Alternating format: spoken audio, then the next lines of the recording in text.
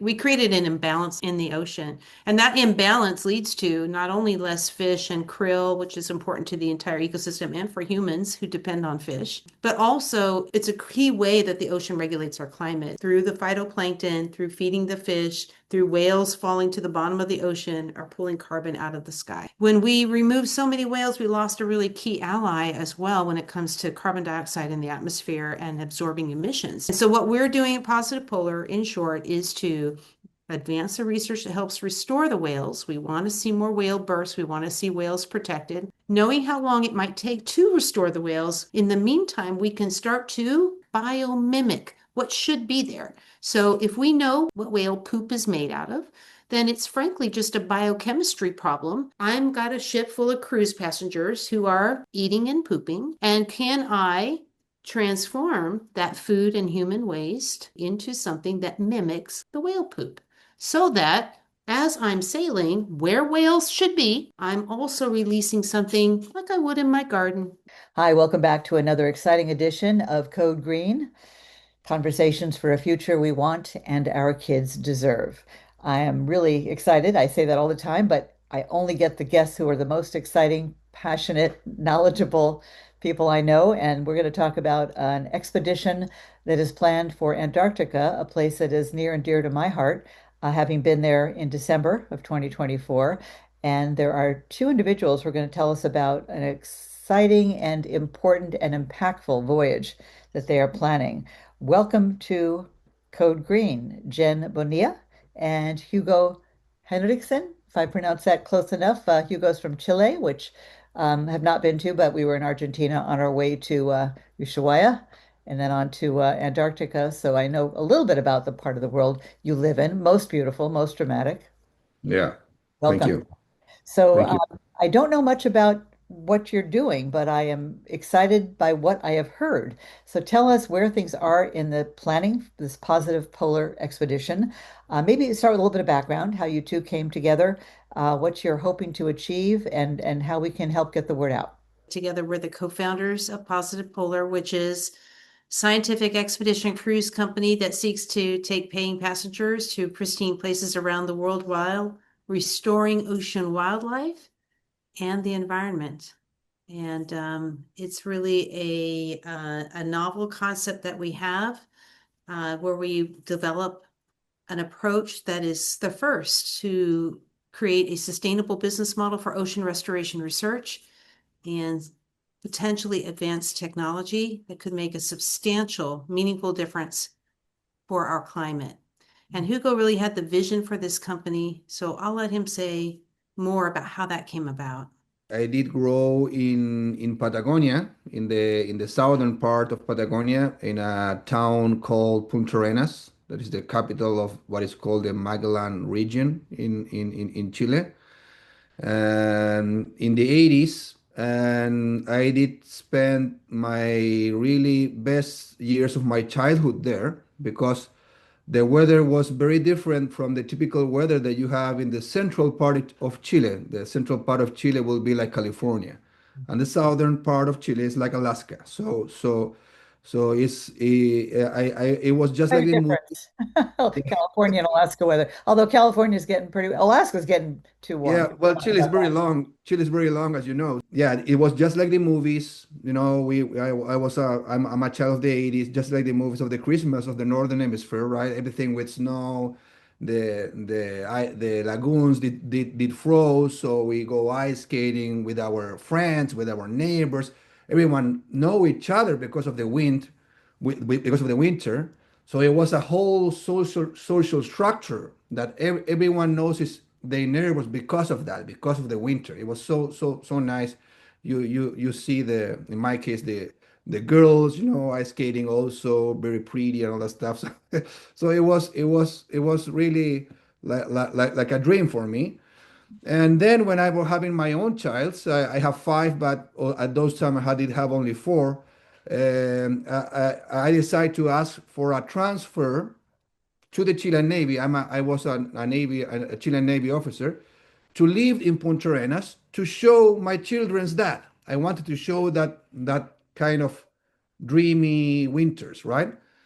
And I was shocked because That I'm talking about the year 2000, 2000, something, 2008, that years. And everything has changed really. The town was bigger, obviously, but the lagoons didn't freeze anymore. My child has to spend most of his time inside the house because it was raining. There was not only with luck 5 times in the year it was snowing. So it was totally different from my childhood, right? They had to spend more of his time inside the house, not knowing his neighbors. And the only place for going ice skating was the mall. We did have a mall now, but you have to pay, right? It's so different. And I know, and we have also the ski resort, but you have to go by car. It's a totally different thing that what I was living. So I did see with my own eyes or live with my own eyes this changing. I'm really a very pragmatic guy. I don't have really like a very hard inclination for any politics. I'm a very pragmatic guy, and I did saw with my I did live how this weather was changing. And also, because of my career, I was in charge of the most southern helicopter squadron in the world in a town called Port Williams that is even south that Ushuaia, because maybe you did depart to Antarctica from Ushuaia, right? Where you did that, there was a little town in the Beagle Channel that is south that is called Port Williams. I also did live there in that town. And in that town, there is a helicopter squadron that is in charge of all of the rescues in the Cape Horn area and also in Antarctica. So I was the boss there as a Navy officer. So I did saw all of these changes around, and also I did work with scientists because I was the second in command of the Chilean Navy icebreaker. So working with the scientists and knowing that everything was changing so fast, I did realize that they were like very very limited in budget. I was working with scientists from all over the world because the Chilean Navy provides this platform from scientists from all over the world, and and all did have the same problem. They have very limited resources, and trying to do for me was a very important work, right? And I was also controlling, in the Chilean Navy, you can control the other ships because we are in charge of the search and rescue, right? And we saw where my first experience was in Antarctica. I'm talking about the year 2008. Was rescuing a cruise ship. So it was a cruise ship called Ushuaia. Nothing really hard did happen, but we did have to put all of the passengers on board the ship. So I did have the opportunity to talk with them a lot because I was kind of well, I was the helicopter pilot, but when you are traveling in a Navy ship, usually the helicopter pilots, if they don't fly, they have like more free time. So the captain told me, Hugo, you have to be in charge of the passengers, of these new passengers, right? So I did spend plenty of time talking with them, and I did realize that they were very different of what I was expecting in a good way. They were very educated, they were very respectful, always asking questions, and like very curious about the environment, and of course wealthy, and an idea started growing into my mind, and I said, well, maybe if we put these two worlds together, these worlds of expedition cruise line with the scientists, we can solve this problem of science, right? And I did then I get very deep into this ocean restoration science. I did a paper for a contest of the 200 years of the dependence of my country, and I did win. This paper is about ocean fertilization, and so I decided to really go deep into this thesis. I did a master in the best university in Chile for entrepreneur and to be an entrepreneur, and then I decided to check if this theory was good. I started working as a commercial helicopter pilot in the expedition cruise lines. And I did confirm that the passengers were wealthy, educated, and eager to do something positive about nature. Mhm. And that is where I met Jen, and that is where I connect with her because I was looking for a business partner to start a business. I'm sorry if the story was so long, but It's that is, interesting. That's okay. I would have cut you off if it wasn't. And so, yeah. what year was that when you two connected? And what did you decide to start? Maybe Jen can pick it up here. Sure. That was 2 years ago. That was 2023. And we decided to start a business that could essentially take paying passengers, as I mentioned, to these beautiful places while advancing the science, leveraging the ship as a platform for moving critical science forward, but also technology development. Technology that we would develop ourselves, but also working with other scientists and other companies, really providing another opportunity for important work to happen in the Southern Ocean. It's very tough, it's very expensive to get to. It can be very challenging for young scientists in career or for small companies to test their technology and deploy out in the ocean. And so we want to be part of helping others as well advance important work out in the ocean. And of course, Drake's Passage is not just any other ocean. That's right. Hopefully you had a nice and easy crossing. We were told that you'll either get lucky, it'll be Drake's Lake or Drake's Shake. On the way That's over, Lake-ish. On the way back, it was Shake-ish. okay. Good. You got a little bit of Nothing both. too extreme either way, so we got lucky. Had Yeah. some weather though that diverted our, itinerary, but that's okay. But that's an expedition, right? I And mean, there's Yeah. no there's no uninteresting places to see in Antarctica. Even though, yeah. ironically, it's very similar, the glaciers, the penguins, but it's eye candy, right? You just can't take your eyes off it. It's so dramatic. Incredible. Yeah. Okay. So, tell me where you are in planning what I think is your first expedition for Positive Polar. Hugo? Yes, we are right now in a very strong campaign of raising funds. We have, as Jen was saying, since 2 years ago, build this cruise company. It will not go only, we call it Science Expedition Cruise Company, will not only go to the Antarctica, will go all around the world really, but focus on the poles because our focus is following what we call and scientists call the whale highways, right? So we are going to be where the whales are. And why the whales? Because the whales they produce a very good circulation of nutrients when because of eating there, right? So I can explain more about that, but that is called what is called the whale pump, and we are because of these studies that we made and also catching with other scientists, especially once in San Francisco. We were in the what was called, Jen? It was the Earth X. No, it was not Earth X. It was San Francisco. Next is Can in you help me with Dallas. that? Greenfest, maybe? The Climate Week. Can you help me with that, Jen? I San don't remember. Francisco Climate It might Week. have been, Okay, yeah, so, yeah. yeah. Yeah. So It was, so it was we, in 2023, so he's talking about something that yes, happened. it was 2023. So there we did I did connect this ocean fertilization thesis with the whales, and we realized that what that was the whales that were the ones that are more than 90% are still missed, and that is what we are going to plan to replace in some way, right? Yeah, So that is what we are doing with Positive Polar. We will mimic what whales should be doing.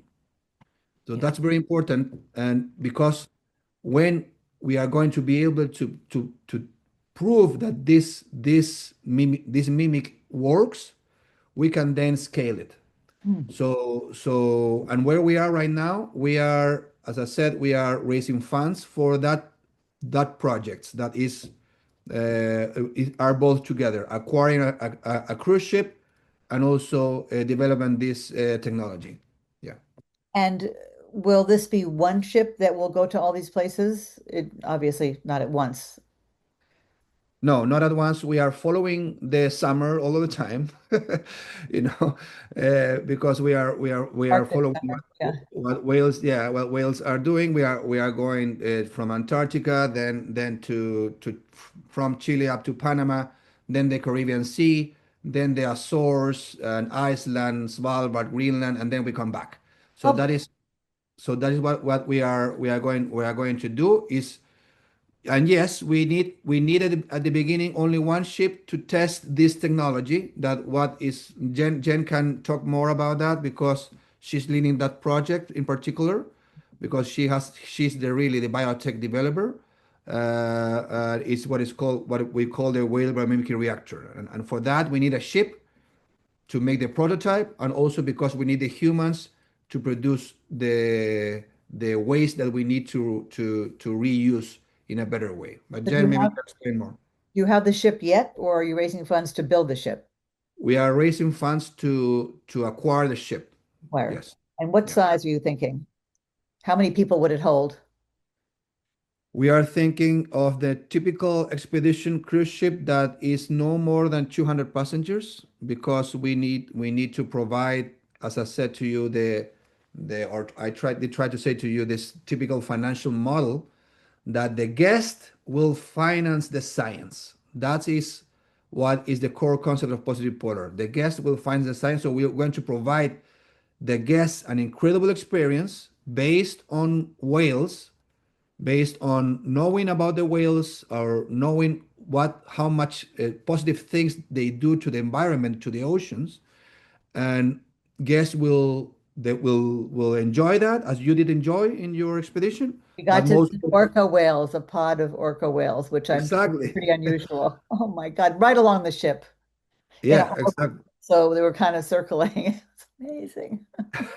Yeah, exactly. So, and we are going to offer them this experience and also cooperate with the science. And 5% of our revenues will go into this science that we are developing that is very powerful and we can scale. Yeah, Okay, the rest will go for like you have to feed these people, and I'm sure it's nice enough accommodations for these wealthier travelers. exactly, exactly. That is what we are trying to do. Yeah. This is a bit of a side issue, but I want to ask you. There's a lot of people wanting to go to Antarctica. It seems to be a trend. I feel very fortunate to have gone. I share my pictures and videos with people because I say, don't go. If everybody goes, it won't be Antarctica anymore, and it's already in major meltdown.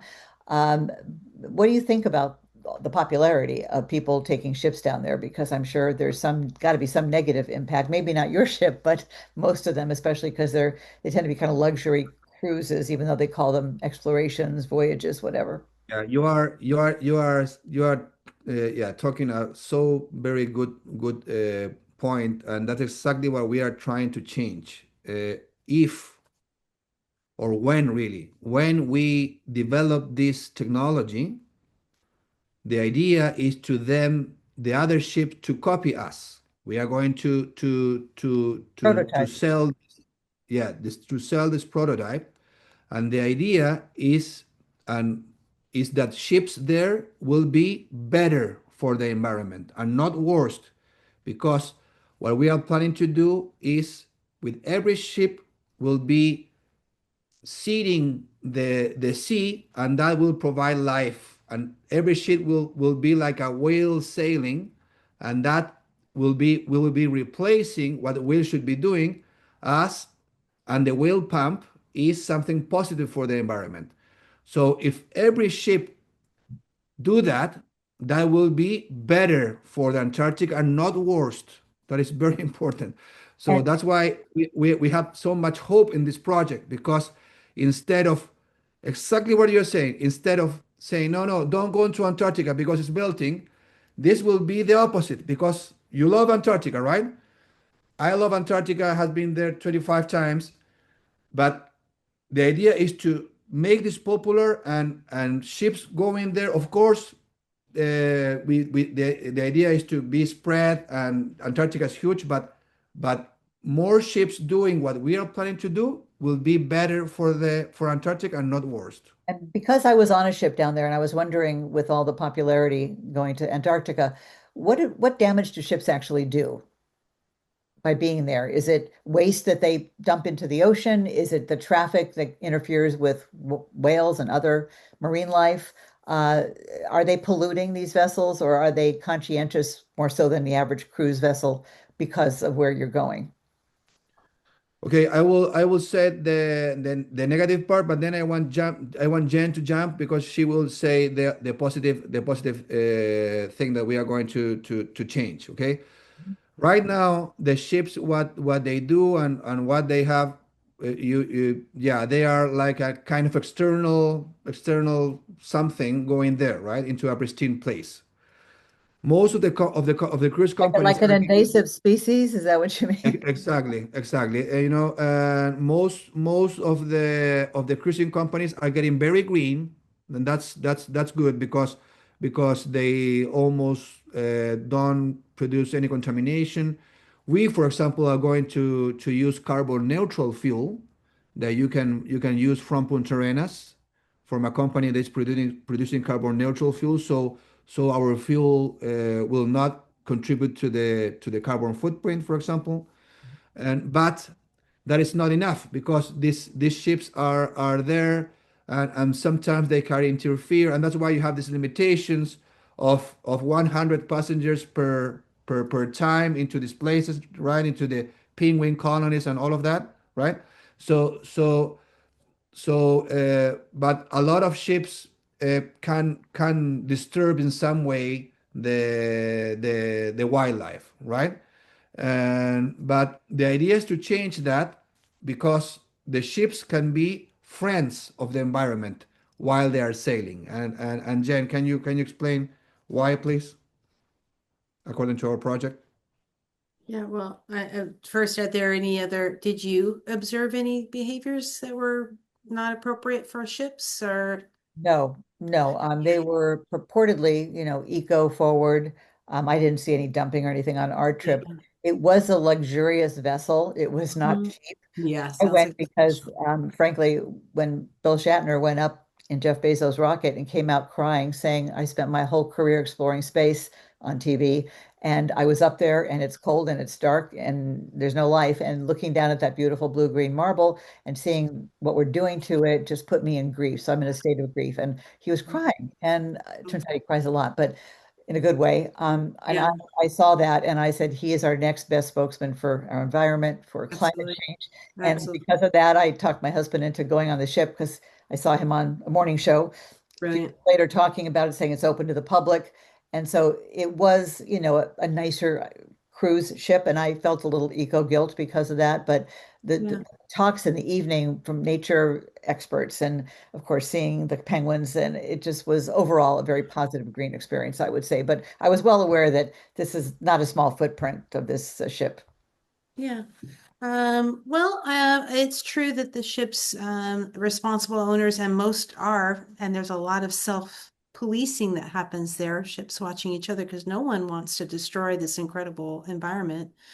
Um, but are part of the association, of course, of tour operators, and there's very important rules and regulations that people follow and the ships follow to minimize any impact on the environment. And that gets stronger and stronger every single year. And A that's lot of great. lectures about that. We weren't allowed to take anything on land when we went to see the penguins Oh, with us. yes. And a lot more scrubbing of the boots and a lot more attention as we've all learned much more about the impact of microbes and other ways that we traffic things as we move around. And there Uh, isn't, I'm sorry to interrupt you yeah. again, but isn't Yeah. there an organization that is overseeing this, making sure that these rules are followed?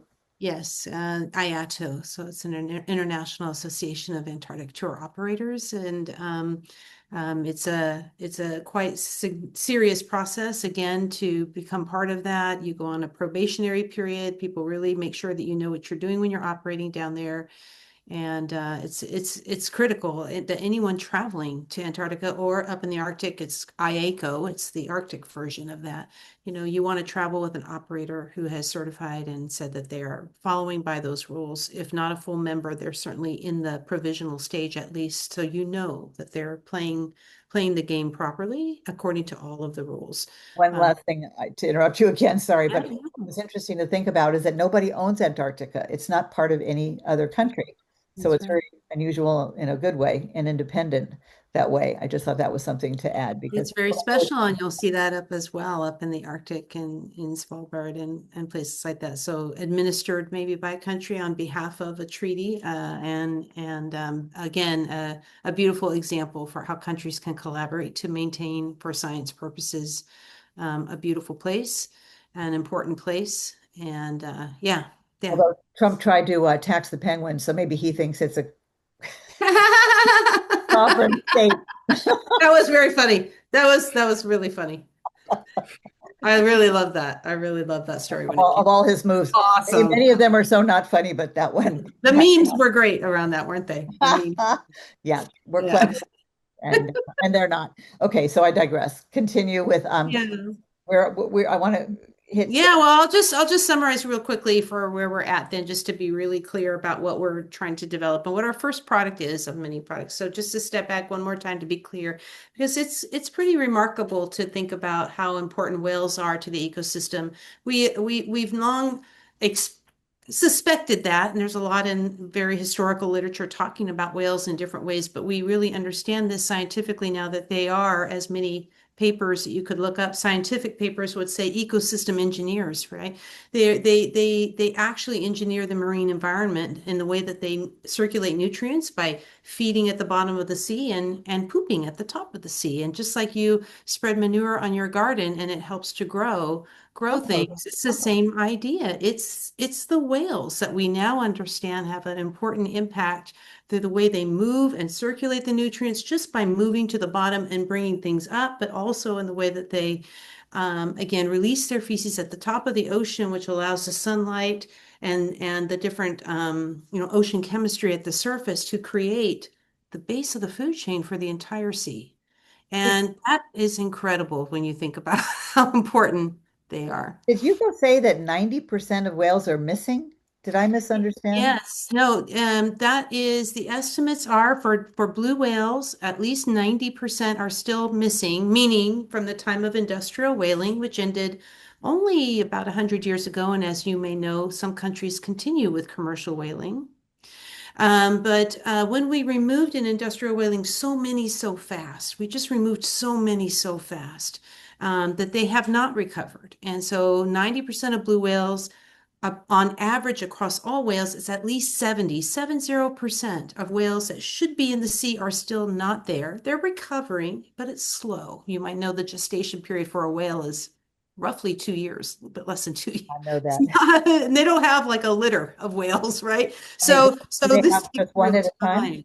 Yes, I think sometimes it's unusual that they might have two, but I'm not the expert on that. But they certainly don't have five, like a dog having Or puppies. cat? So it takes some Right, time. but penguins just have one at a time too, don't they? Oh, yes. So oh my gosh, did you get a chance to see any young ones? Well, we saw some smaller ones. Maybe they were, I couldn't tell if they were newborn. Because what month were you there? What month were We were you there there? in end of December. Yes. Okay. Yes. Yes. Yes. So yes, you Penguins saw are- them very, and if you go a little bit later into February, March, just towards the end of the season, you'll start to see And, much more. and learning that they couple up. They've got partners. So interesting. Such a Yes. So interesting, as well as learning more about the albatross and many of the seabirds there too, and their unique rituals and ways that they manage their relationships with each other and with raising their young. It's incredible. It's an incredible ecosystem. But coming back to the whales, because we removed so many so fast from the ocean, we created an imbalance of the ocean in the ocean, and that imbalance leads to not only less fish and krill, which is important to the entire ecosystem and for humans who depend on fish. Many communities do, but also it's a key way that the ocean regulates our climate. It's a key way that through the phytoplankton, through feeding the fish, through whales falling to the bottom of the ocean or pulling carbon out of the sky. So when we removed so many whales, we lost a really key ally as well when it comes to carbon dioxide in the atmosphere and absorbing emissions. And this is only very more recent science since the 90s that we really are starting to understand. And so what we're doing at Positive Polar, in short, is to advance the research that helps restore the whales. We want to see more whale births. We want to see whales protected. But we also, in the meantime, as you said, the climate, it really can't wait. The oceans can't wait. We are running out of time here as we approach these tipping points. So, knowing how long it might take to restore the whales, because that's a really big imbalance. In the meantime, we can start to biomimic what should be there. So, if we know what whale poop is made out of, then it's frankly just a biochemistry problem to say, I've got a ship full of cruise passengers who are eating and pooping, and can I transform that food and human waste biochemically and simply into something that looks like the whale poop, so that as I'm sailing where whales should be, I'm also releasing something like I would in my garden, but it looks like whale poop and So it you grows think it's phytoplankton. good? It's good for these ships to be dumping the human refuse. Currently, they do. Currently, they do. All ships do. And they treat it, and it does no good for the ocean.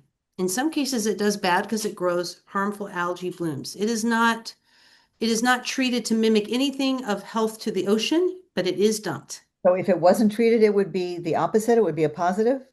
Is that what you're saying? I'm saying currently, cruise ships treat the waste, food waste and human waste when you were on the cruise ship. They needed to release that waste in the ocean, offshore, 12 nautical miles or more offshore. We used to have a sailboat. I know that rule. Yep. Okay, yeah, it goes through a process and it's released into the ocean.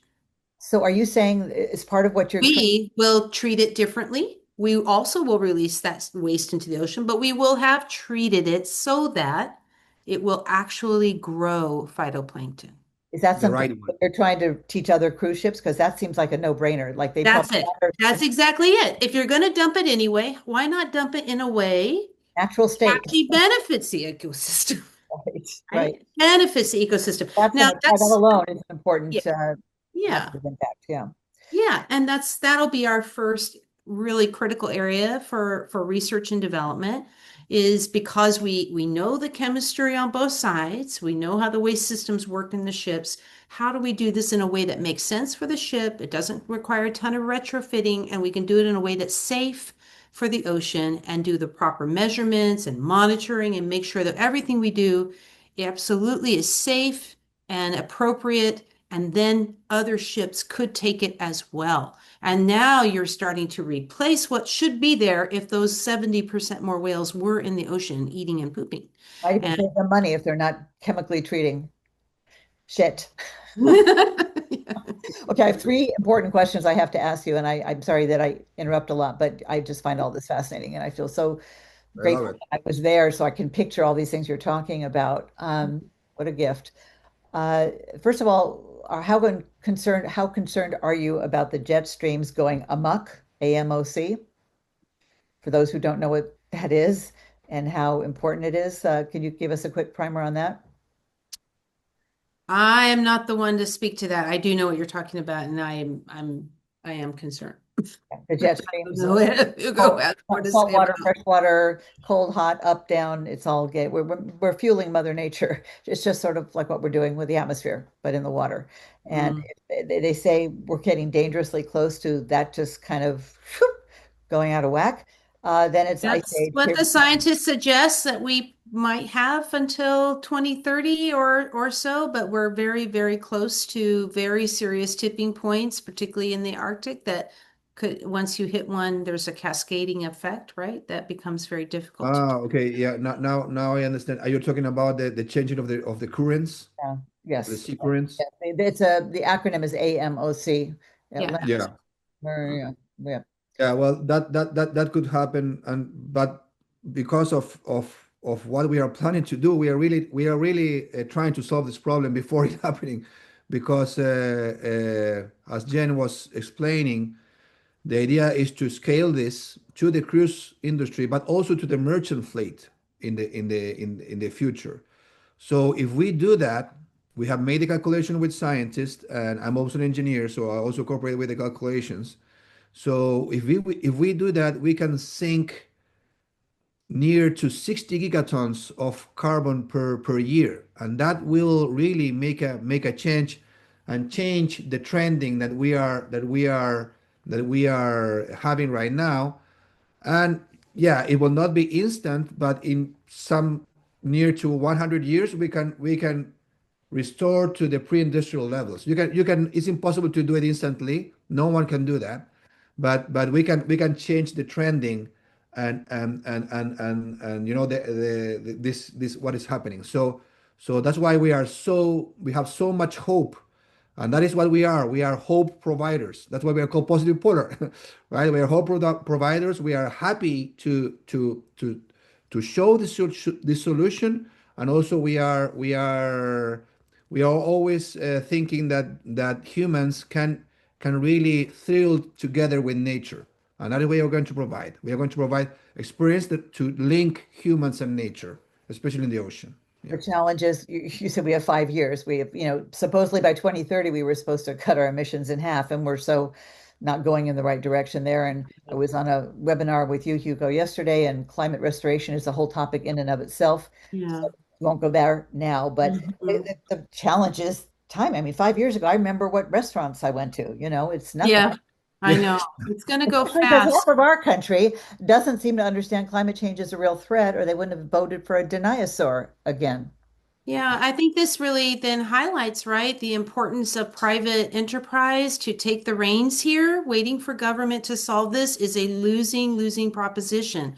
And more companies that can, and this is why we want to help facilitate this off our ship. Anyone who's doing responsible marine carbon dioxide removal science and technology, we would love to be working with, because it is the case that the National Science of Engineering and Medicine does suggest that this is a potential viable and very, it could be a very important and efficient way, very productive way to start to turn around this trend very quickly. It could be, but we need to get out there and do the responsible experiments very soon to learn if that's true. And then if it is true, we need to scale it quickly to make the difference. And I do think that if we play the game of waiting for the federal government to make this happen, it will not happen in any time frame that's going to work for anybody. So This administration will make sure it doesn't happen. They'll yeah, try. I think There that's might absolutely be. true. We've seen what's happened with NOAA. Seen what's happened with the NSF. I believe the NSF only had one ship anyway, so what could they have done anyway? They really didn't have much in NSF Ocean, if you ask me, for the scale of the problem and the opportunity that exists. And so it's really a great opportunity for people, though, who want to go and do a little bit of looking at the science and convince yourself this could be a really viable and important way to make a difference. And there are companies like ours and some others that are ready to go and do the work responsibly. And we need partners, and we need private enterprise we're just going to have to do it ourselves, guys. It's on us. It's our planet too. It's our Earth. I want to enjoy Antarctica for many more years to come, and the Arctic. I want polar bears to still be there. And they're very much threatened if we don't turn this around in 5 years. There won't be polar bears. So come on, let's do this. Let's take the reins and again, appropriately, responsibly move it forward. You have a timeline target that you're aiming for? Yes, so we are currently aggressively raising right now, and that's to be in over the summers, and that's to be in the water in the Arctic moving forward in May 2026, and then in Antarctica, and just as Hugo identified the itineraries, 10 to 23 itineraries all throughout the globe, following the whale highways where whales go to feed and breed, performing the science so that we can help them to be safe and have many more happy whales. And in the meantime, we're going to mimic what they should be doing if they were still all there. Um, And so, what can our viewers do if they are convinced this is a worthwhile endeavor? Well, if it's possible to add our link to our WeFunder page, we'd love to.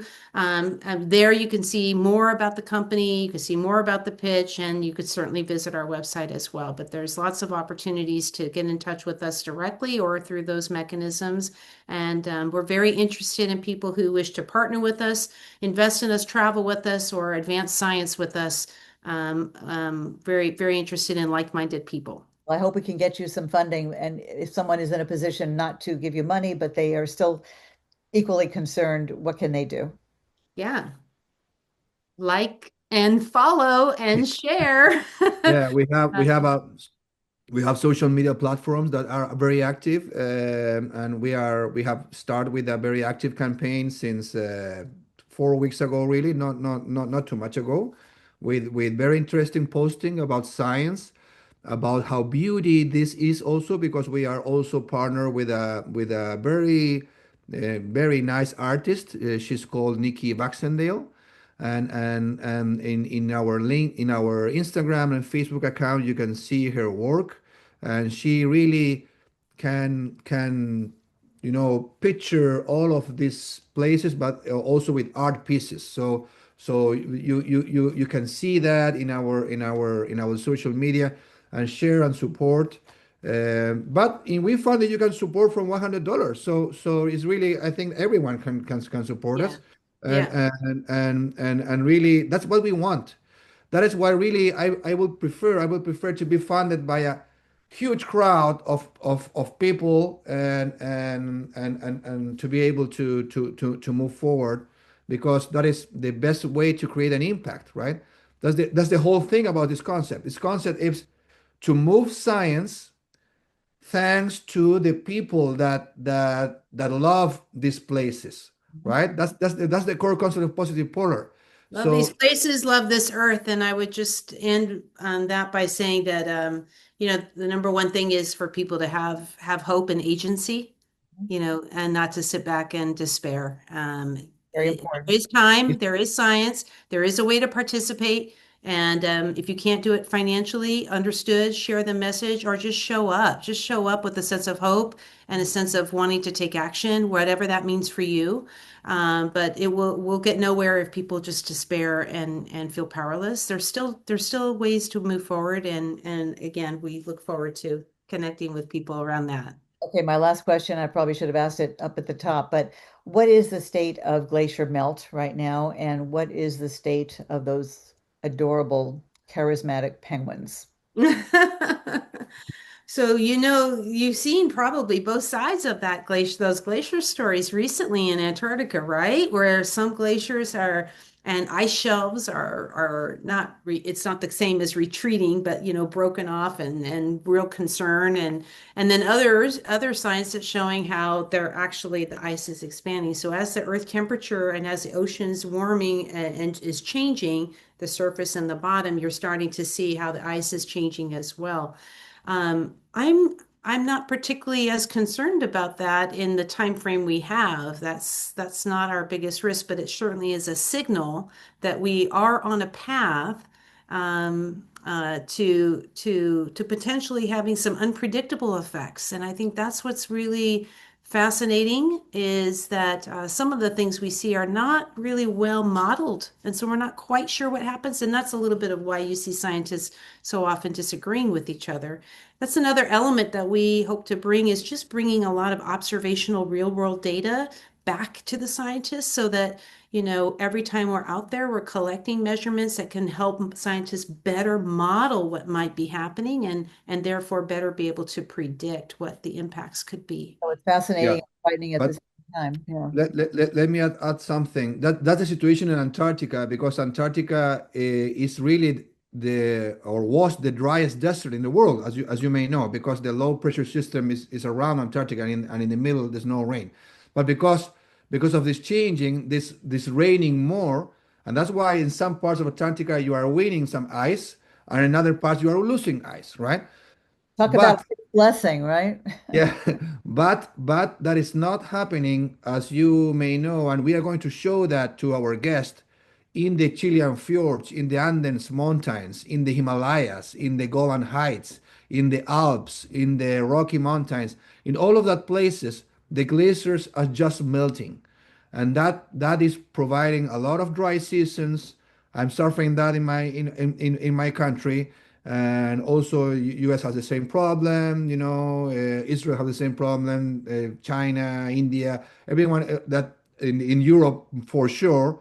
So that is the situation with the glaciers. The glaciers are melting in general, and that's a huge problem for humans, and it also is a security problem. That's what I said yesterday, right? So that's why we